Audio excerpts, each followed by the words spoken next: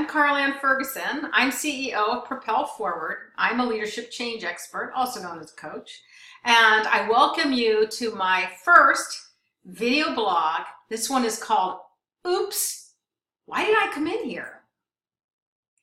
All right, this is going to be talking about your leadership purpose and how far apart are you from the leadership purpose that first motivated you and energized you to go into a leadership position. Have you ever gone into a room and you know you went in there with the purpose, but you get into the room and all of a sudden you can't remember why you're there? You know that there was something that drove you to go into that room, but you just can't figure it out. And so you look around the room and you're scanning it and you're like, oh, if I could just find some thread, some piece of memory that'll tell me, why did I come in here? And then all of a sudden you take a deep breath, relax yourself, get the other distractions out of your head, and it comes to you. This is why I came into this room. And for those few seconds, we feel foolish, right? And we even worry that we're losing our mind. But then we find it and we cling to it. And we go, that's it. That's why I came in here. We get back on task. And we finish what we came to do. Now, there's two reasons that happens. The first is that we just have too many things in our head. There's too many priorities, too many different snippets of different things going through our mind. So that by the time we said, oh, we're supposed to come here and get a pair of scissors, we're like, oh, and I have to do this today, I have to do this today, I have to do this today, and we forgot it. The other reason we miss that, the second reason, is because our primitive brain has scanned this environment and quickly has subconsciously let us know that something has changed. Perhaps it's that the water bottle that is up here moved. And I'm used to seeing it in the same place every day. And I come in, it's moved, and so subconsciously my brain is going, wait a minute, there might be danger here, there might be something we have to alert you to get into fight or flight. And so we are going to stop and scan the room to see what's changed. And once we scan and we see that there is no danger, there's no tiger waiting in a corner, we can resume. And that's why we have that short breath when we were like, I can't remember why I came in here. And then we take the deep breath. So, oops, why did I come in here? The same thing happens with our leadership. How many times have you had too many things on your mind, too many competing priorities to even remember why you came to leadership in the first place? How many times do you go through the flight or fight response at work because some change is occurring, or there's some threat, perceived or real, and it makes you stop? And it takes your mind and it distracts you from the reason you came in here. Do you remember why you came in here?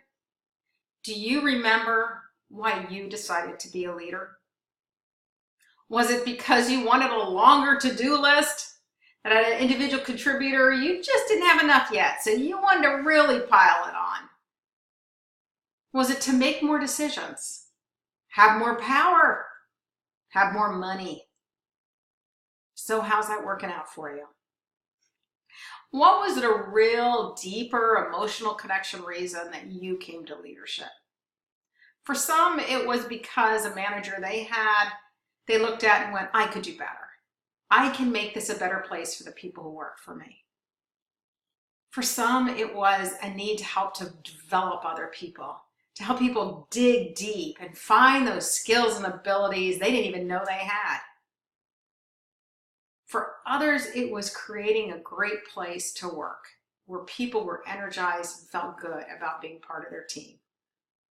What was it for you? What was the real reason that you came in here? Okay, question number 2, and you know this one's coming. How much time are you spending each day or even each week to make that vision a reality?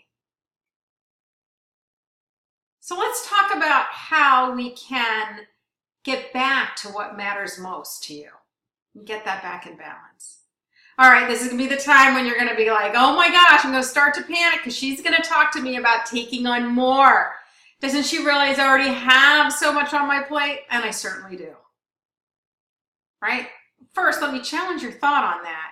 How did your passion, the one thing that made you want to get into leadership, become more?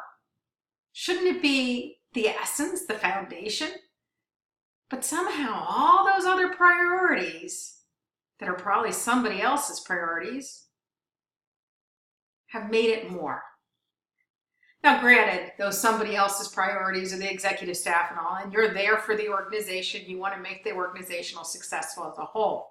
So they are still priorities that you have to pay attention to. So I'm not going to ask you to cut those or figure out who you can delegate them to, because I've been in your position and I know that whatever is on your plate needs to be on your plate. You haven't been a successful leader if you weren't able to figure that part out. So this brings us to question 3. What are you doing right now that could be done less? And by that, I mean, you don't have to do it at the level of complexity that you created, or you don't have to do it at the level of perfectionism that you're putting into it. When I was in leadership and I was busy doing all those other priorities, and there were about 15 of them, it came time for the performance review. And I had always been the overachiever, the workaholic, right? Put all the time and effort in to get everything done perfectly. And I sat down and I was like, wow, I had such incredible results. The team and I just had really blown it out of the water. And we had done so many things well. And at the end, I could talk about 3, at the most, maybe 5. So why was I spending all those hours staying late, getting up on Sundays, and you know who you are, right? You either do it early Sunday morning or you wait and you do it in the afternoon and you go, well, I'll use this time to transition back into work for Monday. All those extra hours to make sure all 15 things were done with my best foot forward.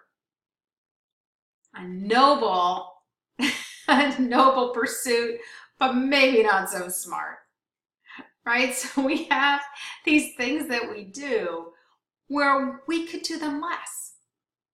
You're still going to make sure that the main success measures are met, but they don't have to be perfect. You don't have to throw all these resources at it, including your time and including your energy to the same level that you need to do for those 5 things that are most important to the organization.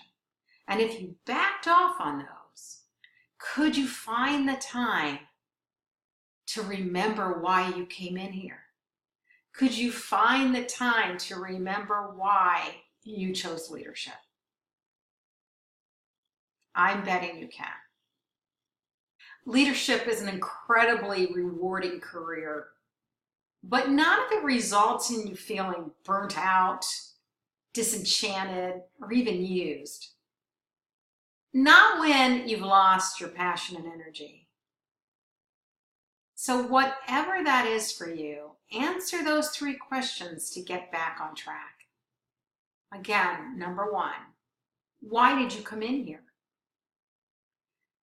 2, how much time are you spending on making that purpose a reality? And 3, what are you doing that could be done differently to achieve your passion?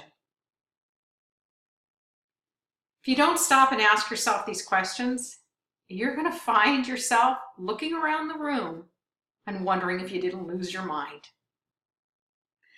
I'd like for you to join me on my Facebook page. And it's a great place to come in and dialogue about some of the things you're learning in these video tips, as well as learn about my upcoming webinars and different sessions. I just want to make certain that people get what they need to be amazing leaders. And I look forward to seeing you next time.